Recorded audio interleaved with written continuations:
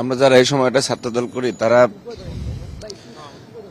আপনার বেগম খালেদা জিয়ার ঘাড়ের পাশে পাশে স্লোগান দিতে দিতে আমরা এই পর্যন্ত আমরা সবসময় বলতাম যে তিনি আমাদের মা।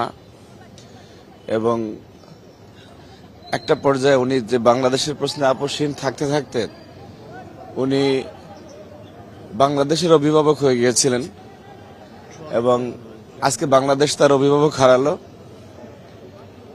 তো আপনাদের কাছে দোয়া চাই, আমরাও দোয়া করি যে মহান রাব্বুল আলামিন ওনাকে দুনিয়াতে যেরকম সম্মানিত করেছেন, উনি একটি দেশের অভিভাবক হয়ে গিয়েছিলেন, আল্লাহ যাতে তাকে পরকালও সম্মানিত করেন।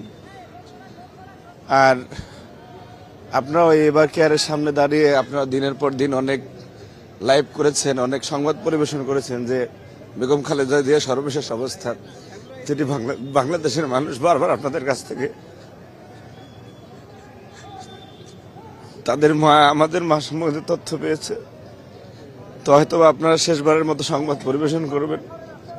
আমরা সবাই দোয়া করবো, এখানে আসলে বক্তব্যের কিছু নেই, সবাই দোয়া করবো যাতে মহান রাব্বুল আলামিন ওনাকে ক্ষমা করেন, মহান রাব্বুল আলামিন ওনাকে জান্নাতে সর্বোচ্চ মুকাম দান করেন। এবং আমরা যারা সন্তানরা আছি উনি বাংলাদেশের প্রশ্নে যত আপোষহীন ছিলেন, যেটা ওনার কাছ থেকে শিখেছি, আমরা যাতে সেই বাংলাদেশকে ওনার রেখে যাওয়া আদর্শকে ধারণ করে আমরা বাংলাদেশকে ধারণ করতে পারি। আমরা সবাই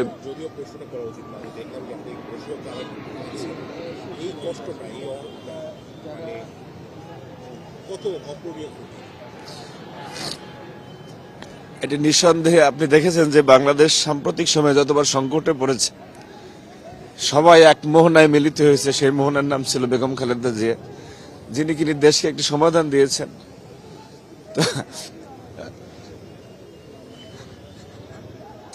আসলে আমরা তো ওনার সন্তানের মতন, আমাদের কত ওনার নামে স্লোগান দিতে দিতে গলা ভেঙেছে, আবার গলা ঠিক হয়েছে, আবার সেই সমস্যার স্লোগান ধরেছে। নেত্রী আছে,